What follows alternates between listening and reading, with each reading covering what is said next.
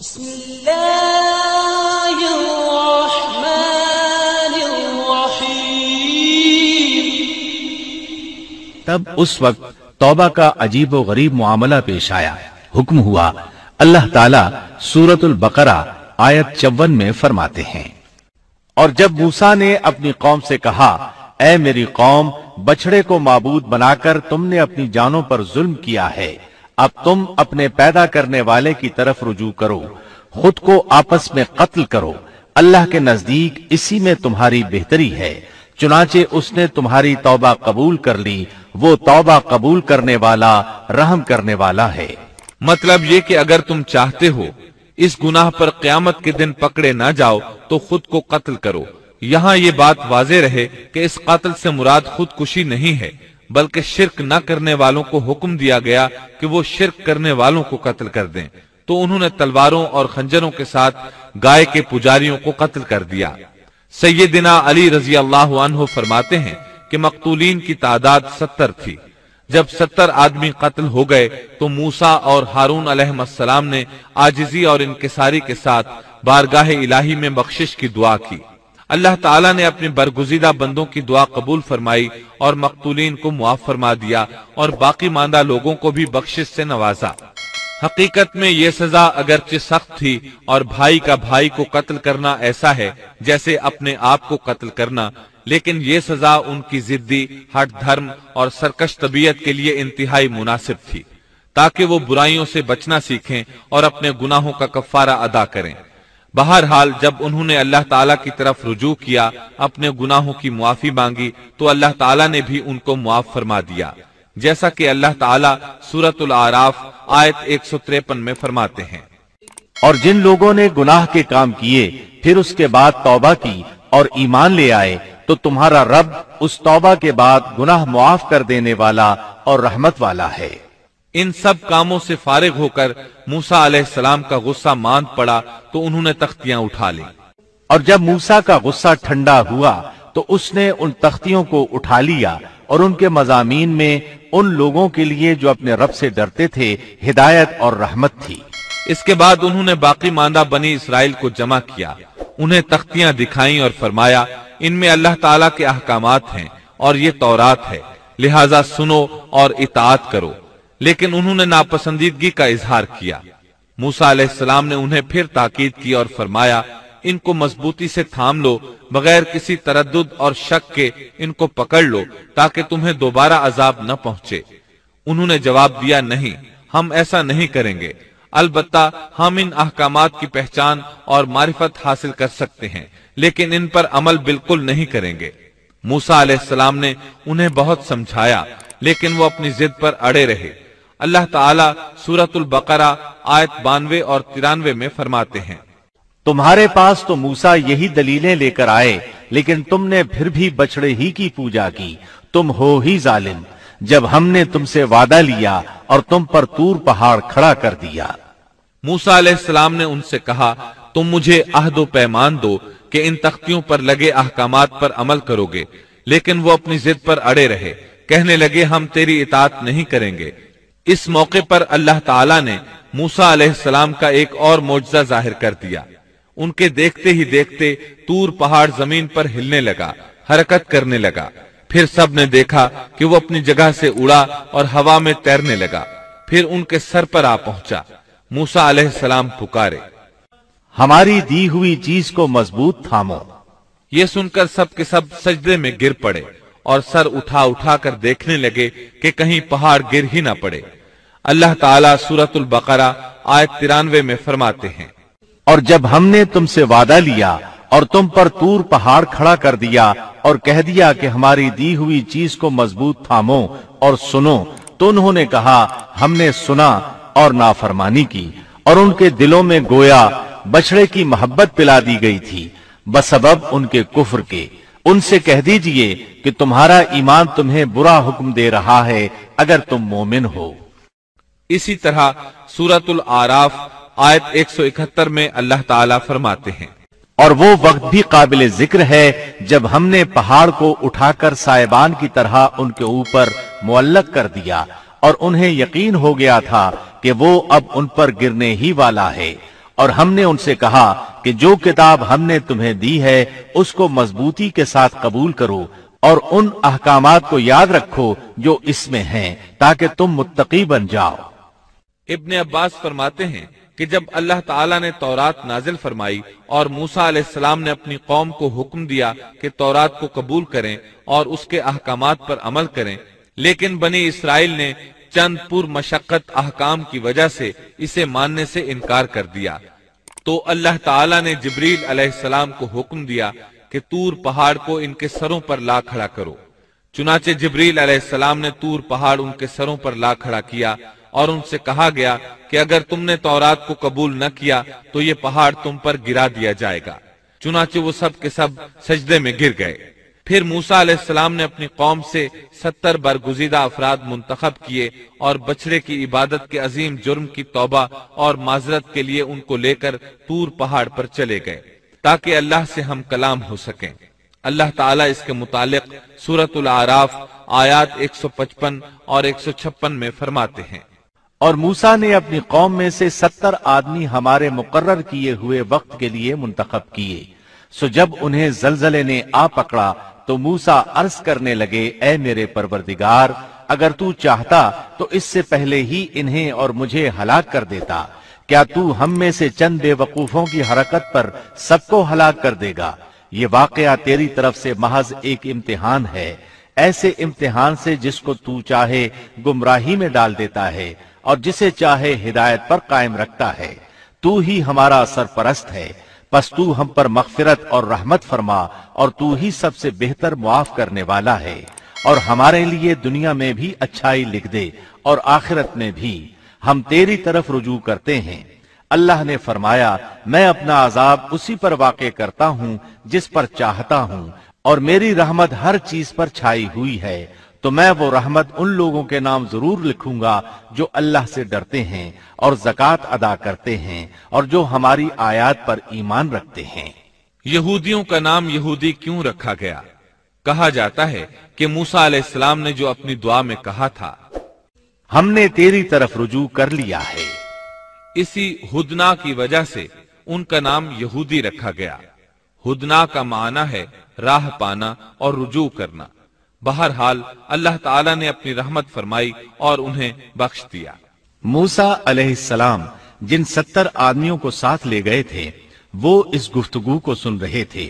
گفتگو کے بعد جب موسیٰ علیہ السلام لوٹنے لگے تو وہ تمام بول اٹھے، اے موسیٰ، تو نے تو ہم سے وعدہ کیا تھا کہ اللہ سے ملاقات کریں گے، لہٰذا ہم بھی اللہ کو آمنے سامنے دیکھ کر ہی تجھ پر ایمان لائیں گے۔ اللہ تعالیٰ سورۃ البقرہ آیت 55 میں فرماتے ہیں، اور تم اس وقت کو بھی یاد کرو جب تم نے موسیٰ سے کہا تھا کہ جب تک ہم اپنے رب کو سامنے نہ دیکھ لیں ہرگز ایمان نہ لائیں گے، جس گستاخی کی سزا میں تم پر تمہارے دیکھتے ہی دیکھتے بجلی گر پڑی۔ یہ وہ لوگ تھے جو بنی اسرائیل میں سے چنے ہوئے اور صاحب شرف و فضیلت تھے۔ وہ کتنا بڑا سوال کر رہے تھے۔ موسیٰ علیہ السلام نے انہیں ڈرایا کہ اللہ سے ڈرو، یہ ناممکن ہے۔ میرا حال دیکھ لو، میں نے خواہش ظاہر کی، اس نے اپنی ہلکی سی تجلی ڈالی تو پہاڑ ریزہ ریزہ ہو گیا۔ میں اللہ کا نبی ہوتے ہوئے بے ہوش ہو گیا۔ ایسی خواہش نہ کرو، لیکن وہ نہ مانے۔ تب اللہ تعالیٰ نے ایک بجلی کو حکم دیا، وہ ان پر گری، آن کی آن میں سب لقمہ اجل بن گئے۔ اب موسیٰ علیہ السلام وہاں حیران پریشان کھڑے رہ گئے۔ قوم کے سب سے بہتر لوگ اللہ کے عذاب کا شکار ہو گئے تھے۔ انہوں نے سوچا، میں اکیلا واپس جاؤں گا تو بنی اسرائیل مجھ سے سوال کریں گے کہ وہ 70 آدمی کہاں ہیں، میں انہیں کیا بتاؤں گا؟ پوری بات سن کر وہ کہیں گے، ہمارے افضل اور اعلیٰ افراد کے ساتھ اللہ نے یہ سلوک کیا۔ اب موسیٰ علیہ السلام نے اللہ سے دعا کی، اے اللہ، انہیں زندہ کر دے، مجھے تنہا واپس نہ لوٹا۔ آخر اللہ نے ان کی دعا منظور فرمائی۔ سورۃ البقرہ آیت 56 میں ہے، لیکن پھر اس لیے کہ تم شکر گزاری کرو، اس موت کے بعد بھی ہم نے تمہیں زندہ کر دیا۔ جب وہ زندہ ہو رہے تھے تو ایک دوسرے کے زندہ ہونے کا مشاہدہ بھی کر رہے تھے۔ پھر موسیٰ علیہ السلام ان 70 آدمیوں کے ساتھ واپس لوٹے، پھر بنی اسرائیل کو لے کر روانہ ہوئے اور ایلیا پہنچ گئے۔ آج کل اس کو القدس کہا جاتا ہے۔ یہ فلسطین کا دارالخلافہ تھا۔ یہاں کے لوگ قوت میں انتہا کو پہنچے ہوئے تھے، جسم بہت بڑے تھے، آبادی بہت زیادہ تھی، تمام علاقوں کی سرداری ان کے پاس تھی۔ آپ نے اس شہر کے باہر پڑاؤ ڈالا اور بنی اسرائیل کو حکم دیا کہ ان لوگوں سے جہاد کے لیے تیار ہو جائیں تاکہ اس شہر کو فتح کیا جائے۔ اس کی فتح سے تمام علاقے قبضے میں آ جائیں گے۔ جب آپ بنی اسرائیل کے ساتھ ایلیا کے نزدیک پہنچے تو وہ لوگ جنگ کے لیے تیار ہو گئے۔ انہوں نے قلعوں کے دروازے بند کر دیے۔ ان کے مقابلے میں بنی اسرائیل کے دل دہل رہے تھے۔ موسیٰ علیہ السلام نے انہیں حکم دیا کہ یکجا ہو کر ان پر ایک ہی بار حلہ بول دو اور انہیں تہ تیغ کر دو۔ بنی اسرائیل بہت بزدل تھے، بہانے بنانے لگے، کہنے لگے ہماری تیاری مکمل نہیں، ہمارے پیچھے ہماری بکریاں کون چرائے گا؟ کوئی کہتا 400 سال سے زائد مدت غلامی میں گزری، فرعونی ہم پر غالب رہے، اتنا عرصہ ہم لڑائی کے قریب تک نہیں گئے، اب ہم کس طرح لڑ سکتے ہیں؟ اس پر موسیٰ علیہ السلام نے فرمایا اگر تم نے میری اطاعت کی، میری تصدیق کی تو بہت جلد فتح پالو گے، اس ساری مقدس زمین پر تمہارا قبضہ ہوگا، ایلیا تو تمہاری ایڑی کی نوک پر ہوگا، اللہ تعالیٰ نے اس جگہ کا قبضہ تمہارے مقدر میں لکھ دیا ہے، تم ہاتھ تو ہلاؤ۔ آپ کی ان باتوں کا ان پر کوئی اثر نہ ہوا۔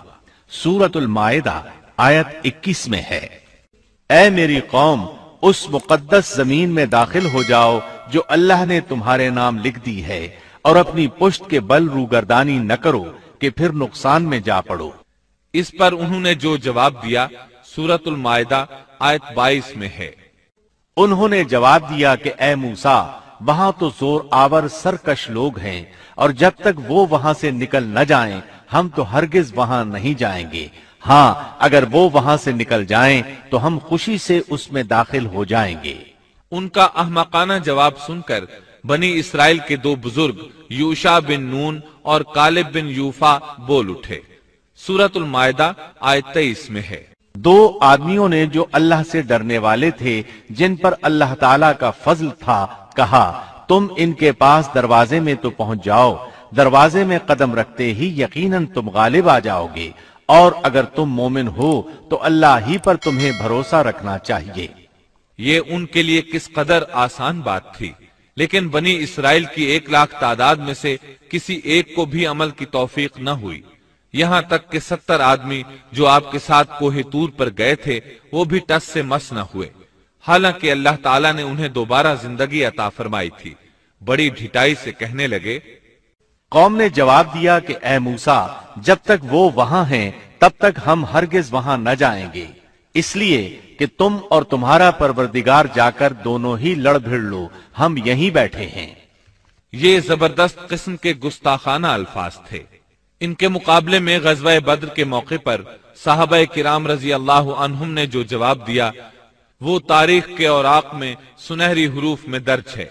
جب نبی کریم صلی اللہ علیہ وسلم نے صحابہ کرام سے مشورہ لیا، انہیں خبر دی کہ قریش کا لشکر آ پہنچا، تو مقداد بن عمرو رضی اللہ عنہ کھڑے ہوئے اور عرض کیا، اے اللہ کے رسول، اللہ کی قسم ہم آپ سے وہ نہیں کہیں گے جو بنی اسرائیل نے موسیٰ علیہ السلام سے کہا تھا کہ تو اور تیرا رب دونوں چلے جاؤ اور لڑو، ہم یہیں بیٹھے ہیں، بلکہ ہم کہتے ہیں آپ اور آپ کا پروردگار دونوں لڑیں، ہم بھی آپ کے ساتھ لڑیں گے۔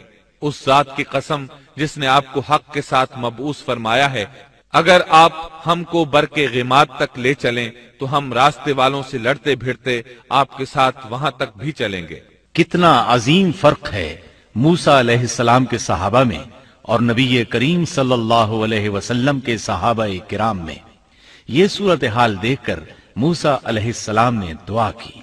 موسیٰ کہنے لگے، الہی مجھے تو سوائے اپنے اور اپنے بھائی کے کسی اور پر کوئی اختیار نہیں، تو ہم میں اور ان نافرمانوں میں جدائی ڈال دے۔ چنانچہ اللہ تعالیٰ نے فوراً ہی بنی اسرائیل کے لیے ایک اور آزمائش اور سزا کا فیصلہ فرمایا۔ ارشاد ہوا کہ اب زمین ان پر 40 سال تک حرام کر دی گئی ہے، یہ خانہ بدوش لوگوں کی طرح ادھر ادھر سرگرداں پھرتے رہیں گے، اس لیے تم ان فاسقوں کے بارے میں غمگین نہ ہونا۔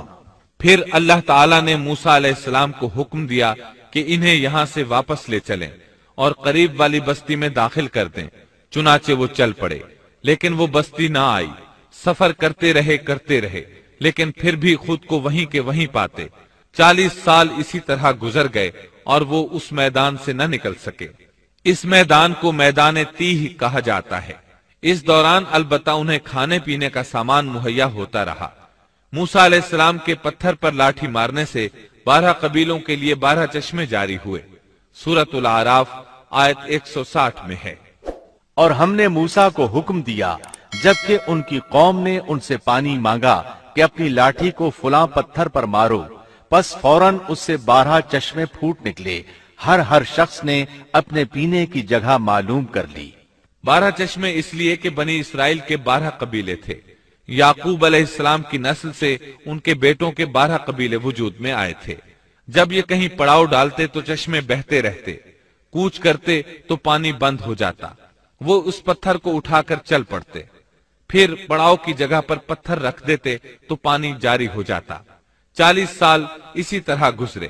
چونکہ وہ ایک صحرا میں تھے، وہاں سایہ نہیں تھا، سورج کی گرمی کی شدت تھی۔ آخر انہوں نے کہا، اے موسیٰ، اپنے رب سے دعا کریں کہ ہم دھوپ سے بچ جائیں۔ آپ نے دعا فرمائی، اللہ نے ان کے لیے سائے کا انتظام کر دیا۔ اللہ تعالیٰ سورۃ الاعراف آیت 160 میں فرماتے ہیں، اور ہم نے ان پر بادلوں کا سایہ کر دیا۔ اسی طرح جب انہیں بھوک ستاتی تو ان کے پاس بے شمار پرندے آ جاتے۔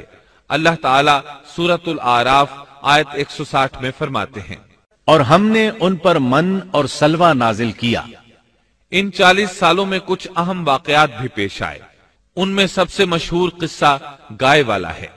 ایک دن وہ لوگ نیند سے بیدار ہوئے تو انہوں نے اپنی قوم کے بڑے افراد میں سے ایک شخص کو دیکھا کہ اسے قتل کیا جا چکا تھا۔ قاتل کا کھوج لگانے کی کوشش کی گئی لیکن کامیابی نہ ہو سکی۔ آخر وہ سب موسیٰ علیہ السلام کے پاس آئے۔ آپ نے اللہ سے دعا کی، تب اس سلسلے میں وحی نازل ہوئی۔ اللہ تعالیٰ سورۃ البقرہ آیت 67 میں فرماتے ہیں، اور موسیٰ نے جب اپنی قوم سے کہا کہ اللہ تمہیں ایک گائے ذبح کرنے کا حکم دیتا ہے تو انہوں نے کہا، ہم سے مذاق کیوں کرتے ہو؟ آپ نے جواب دیا کہ میں ایسا جاہل ہونے سے اللہ کی پناہ پکڑتا ہوں۔ موسیٰ علیہ السلام نے انہیں بتایا کہ اس سلسلے میں اللہ تعالیٰ نے ایک گائے کو ذبح کرنے کا حکم دیا ہے۔ وہ کہنے لگے، بھلا یہ کوئی عقل کی بات ہے؟ مسئلہ قتل کا ہے اور آپ گائے ذبح کرنے کا حکم دے رہے ہیں۔ آپ تو ہم سے مذاق کر رہے ہیں۔ آپ نے فرمایا، مذاق کرنا تو جاہلوں کا کام ہے۔ انہوں نے جو جواب دیا وہ سورۃ البقرہ آیت 68 میں ہے۔ انہوں نے کہا، اے موسیٰ، دعا کیجئے کہ اللہ ہمارے لیے اس کی ماہیت بیان کر دے۔ آپ نے فرمایا، سنو، وہ گائے نہ تو بالکل بوڑھی ہو نہ بچہ، بلکہ درمیانی عمر کی نوجوان ہو۔ اب جو تمہیں حکم دیا گیا ہے بجا لاؤ۔ اس پر وہ بولے۔ وہ پھر کہنے لگے کہ دعا کریں کہ اللہ بیان کرے کہ اس کا رنگ کیا ہے۔ فرمایا، وہ کہتا ہے کہ وہ گائے زرد رنگ کی ہو، چمکیلا اور دیکھنے والوں کو بھلا لگنے والا رنگ۔ اس پر انہوں نے ایک اور سوال کر دیا۔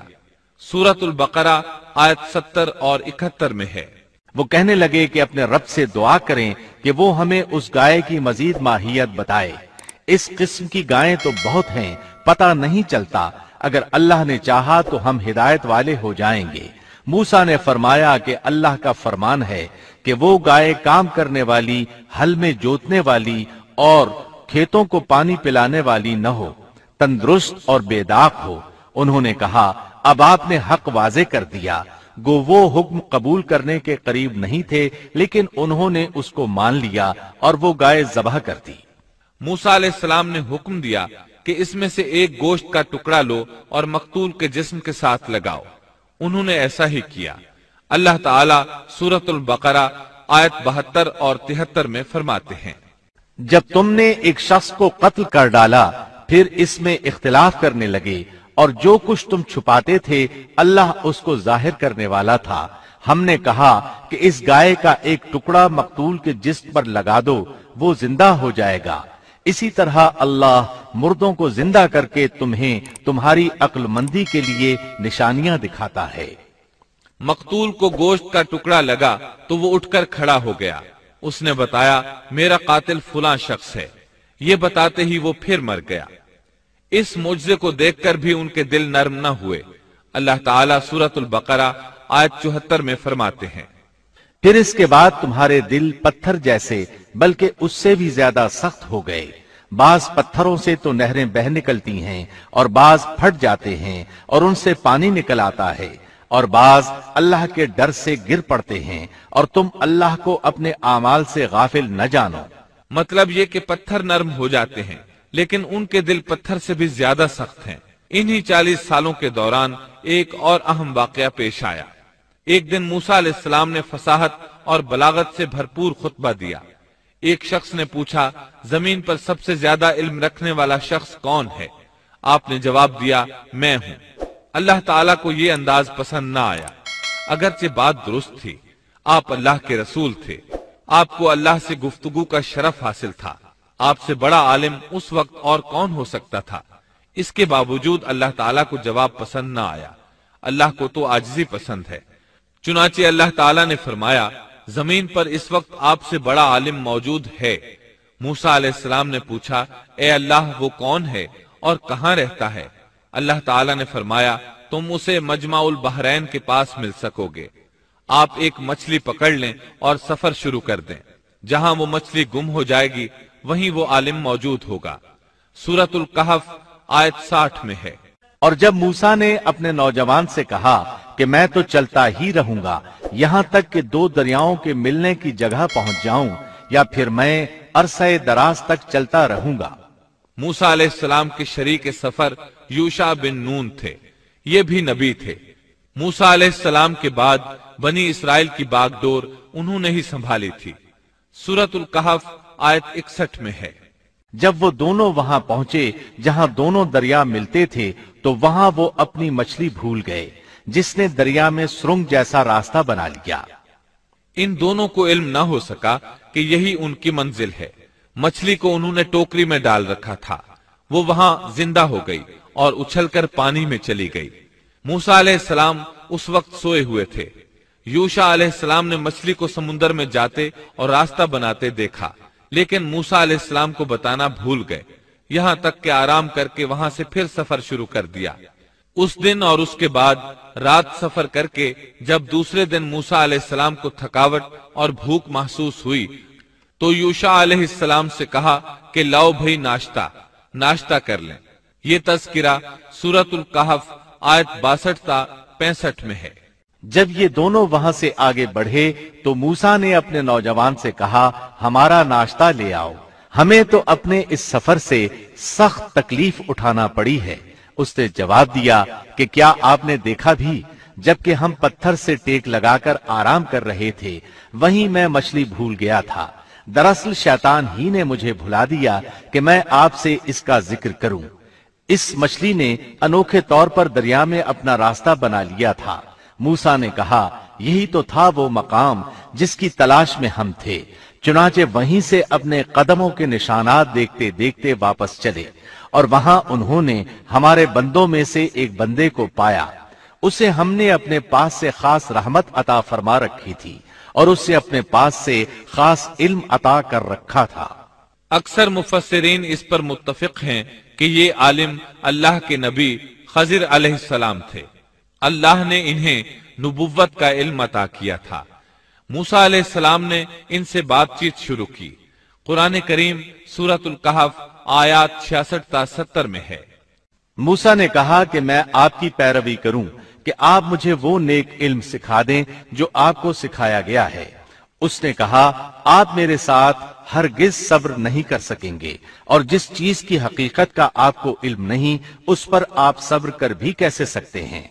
मूसा ने कहा, इंशाअल्लाह आप मुझे सब्र करने वाला पाएंगे और मैं किसी बात में आपकी नाफरमानी नहीं करूंगा। उसने कहा, अच्छा, अगर आप मेरे साथ ही चलने पर इसरार करते हैं तो याद रहे कि किसी चीज के बारे में मुझसे सवाल न कीजिएगा जब तक कि मैं खुद उसकी निस्बत कोई तस्करा न करूं।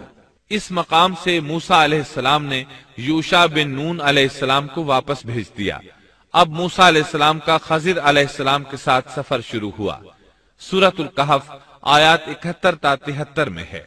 फिर वो दोनों चले यहाँ तक कि वो एक कश्ती में सवार हुए। خضر نے اس کے تختے توڑ دیے۔ موسیٰ نے کہا کیا آپ اس کو اس لیے توڑ رہے ہیں کہ کشتی والے سب ڈوب جائیں؟ یہ تو آپ نے بڑی خطرناک بات کر دی۔ خضر نے جواب دیا کہ میں نے پہلے ہی تجھ سے کہہ دیا تھا کہ آپ میرے ساتھ ہرگز صبر نہیں کر سکیں گے۔ موسیٰ نے جواب دیا کہ میری بھول پر مجھے نہ پکڑیے اور مجھے میرے کام میں تنگی میں نہ ڈالیے۔ دونوں نے سفر شروع کیا۔ راستے میں کچھ مسکین لوگوں کی ایک کشتی دیکھی۔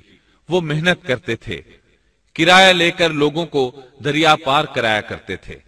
انہوں نے خضر علیہ السلام کو پہچان لیا، انہیں اور موسیٰ علیہ السلام کو کشتی پر سوار کر لیا۔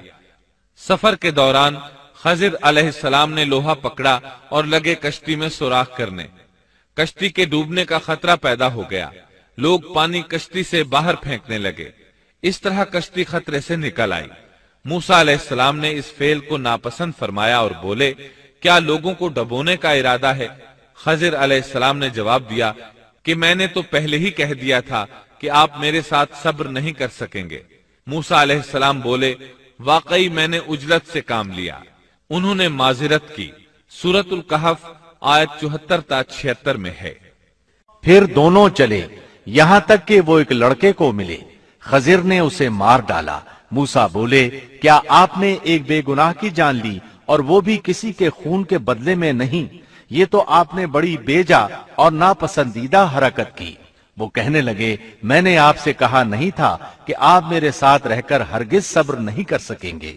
موسیٰ نے جواب دیا اب اگر میں آپ سے کسی چیز کے بارے میں سوال کروں تو بے شک مجھے اپنے ساتھ نہ رکھیے گا، یقیناً آپ میری طرف سے حد عذر کو پہنچ چکے۔ ایک بار پھر سفر شروع ہوا۔ سورۃ الکہف آیت 77 تا 78 میں ہے۔ پھر دونوں چلے، ایک گاؤں کے پاس آ کر ان سے کھانا طلب کیا۔ انہوں نے ان کی مہمانداری سے صاف انکار کر دیا۔ پس دونوں نے وہاں ایک دیوار کو دیکھا جو گرنے کے قریب تھی۔ اس نے اسے ٹھیک اور درست کر دیا۔ موسیٰ کہنے لگے اگر آپ چاہتے تو اس کی اجرت لے سکتے تھے۔ اس نے کہا بس اب آپ کے اور میرے درمیان جدائی ہے۔ اب میں ان باتوں کی حقیقت بتاؤں گا جن پر آپ صبر نہ کر سکے۔ اب انہوں نے وضاحت کی۔ سورۃ الکہف آیت 79 میں ہے۔ کشتی تو چند مسکینوں کی تھی جو دریا میں کام کاج کرتے تھے۔ میں نے اس میں کچھ توڑ پھوڑ کرنے کا ارادہ کر لیا کیونکہ ان کے آگے ایک بادشاہ تھا جو ہر ایک صحیح سالم کشتی کو جبرن ضبط کر لیتا تھا۔ پھر انہوں نے دوسرے واقعے کے متعلق بتایا۔ سورۃ الکہف آیت 80 اور 81 میں ہے۔ اور اس لڑکے کے ماں باپ ایماندار تھے، ہمیں خوف ہوا کہ کہیں یہ انہیں اپنی سرکشی اور کفر سے عاجز اور پریشان نہ کر دے، اس لیے ہم نے چاہا کہ انہیں ان کا پروردگار اس کے بدلے اس سے بہتر پاکیزگی والا، اس سے زیادہ پیار محبت والا بچہ عنایت فرمائے۔ تیسرے واقعے کی وضاحت سورۃ الکہف آیت 82 میں ہے۔ دیوار کا قصہ یہ ہے کہ اس شہر میں 2 یتیم بچے ہیں جن کا خزانہ ان کی دیوار کے نیچے دفن ہے۔ ان کا باپ بہت نیک تھا، تو تیرے رب کی چاہت تھی کہ یہ دونوں یتیم اپنی جوانی کی عمر میں آ کر اپنا یہ خزانہ تیرے رب کی مہربانی اور رحمت سے نکالے۔ ان تینوں قصص اور معاملات کی وضاحت کرنے کے بعد خضر علیہ السلام ایک عظیم امر بیان کرتے ہوئے فرماتے ہیں۔ سورۃ الکہف آیت 82 میں ہے۔ میں نے اپنی رائے سے کوئی کام نہیں کیا، یہ تھی اصل حقیقت ان واقعات کی جن پر آپ صبر نہ کر سکے۔ اللہ تعالیٰ نے خضر علیہ السلام کو بعض امور غیب پر اطلاع دے دی اور وحی کے ذریعے ان پر چند غیبی معاملات ظاہر فرما دیے۔ اس طرح وہ جان گئے کہ وہ بادشاہ نئی کشتیاں غصب کر لیتا ہے، وہ بچہ بڑا ہو کر سرکش بنے گا اور دونوں بچے بڑے ہو کر اپنا خزانہ نکالیں گے۔ یہ امور علم نبوت کی وجہ سے واقع ہوئے تھے۔ اپنی طرف سے خضر علیہ السلام نے یہ تصرفات نہیں کیے تھے۔ یہ علم انسان کی ذات کی طرف سے نہیں ہوتا، نہ ہی ہر انسان کو یہ علم حاصل ہو سکتا ہے۔ یہ تو صرف انبیاء کرام کو اللہ تعالیٰ کی جانب سے حاصل ہوتا ہے، وہ جسے چاہتا ہے عطا کرتا ہے، جیسا کہ یہ علم موسیٰ علیہ السلام کو عطا نہیں فرمایا اور خضر علیہ السلام کو بتلا دیا۔ بنی اسرائیل میدان تیہ میں 40 سال تک مسلسل محصور رہے۔ اسی اثنا میں ہارون علیہ السلام وفات پا گئے۔ انہیں اس میدان میں دفن کیا گیا اور ان کی وفات کے صرف 2 سال بعد موسیٰ علیہ السلام بھی وفات پا گئے۔ ان کی وفات بھی اسی میدان میں ہوئی۔ امام بخاری رحمت اللہ علیہ نے ابو ہریرہ رضی اللہ عنہ سے ایک روایت نقل کی ہے۔ ابو ہریرہ رضی اللہ عنہ بیان کرتے ہیں کہ ملک الموت کو موسیٰ علیہ السلام کی طرف روانہ کیا گیا۔ جب وہ آئے تو موسیٰ علیہ السلام نے انہیں ایک تمانچہ مارا۔ وہ پروردگار کے پاس واپس لوٹ گئے اور عرض کیا، باری تعالیٰ تو نے مجھے ایسے بندے کے پاس بھیج دیا جو مرنا نہیں چاہتا۔ اللہ تعالیٰ نے فرمایا، تو پھر ان کے پاس جا اور اس سے کہہ کہ ایک بیل کی پشت پر اپنا ہاتھ رکھیں، جتنے بال ان کے ہاتھ کے نیچے آئیں گے اتنے برس ہی انہیں زندگی مل جائے گی۔ موسیٰ علیہ السلام نے عرض کیا، اے پروردگار پھر اس کے بعد کیا ہوگا؟ فرمایا، پھر بھی مرنا ہے۔ تب موسیٰ علیہ السلام نے عرض کیا، تو پھر ابھی صحیح۔ پھر انہوں نے اللہ تعالیٰ سے دعا کی کہ انہیں مقدس زمین یعنی بیت المقدس سے ایک پتھر پھینکنے کی مقدار کے برابر قریب کر دے۔ ابو ہریرہ رضی اللہ عنہ فرماتے ہیں کہ نبی کریم صلی اللہ علیہ وسلم نے فرمایا، اگر میں وہاں ہوتا تو تمہیں موسیٰ علیہ السلام کی قبر بتا دیتا، وہ راستے کے کنارے سرخ ٹیلے کے نیچے ہے۔ اس حدیث کو امام بخاری نے صحیح بخاری میں بیان کیا ہے۔ معلوم ہوا کہ انبیاء کرام کو موت کے وقت اختیار دیا جاتا ہے کہ دنیا میں اور رہنا چاہتے ہیں تو رہ سکتے ہیں، لیکن آخر موت ہے۔ سورۃ الزمر آیت 30 میں اللہ تعالیٰ نے نبی کریم صلی اللہ علیہ وسلم سے فرمایا، یقیناً خود آپ کو بھی موت کا مزہ چکھنا ہے اور یہ سب بھی مرنے والے ہیں۔ موسیٰ علیہ السلام کی قبر بیت المقدس کی طرف جانے والے راستے کے کنارے پر ہے اور صرف اتنی دور ہے کہ جتنی دور پتھر پھینکا جا سکے۔ آپ کی قبر سرخ ٹیلے کے نشیب میں ہے۔ اللہ تعالیٰ نے آپ کو مسجد اقصی کے قریب دفن ہونا نصیب فرمایا۔ اور اس طرح اللہ کے 2 عظیم اور کریم نبیوں کا قصہ اپنے اختتام کو پہنچا۔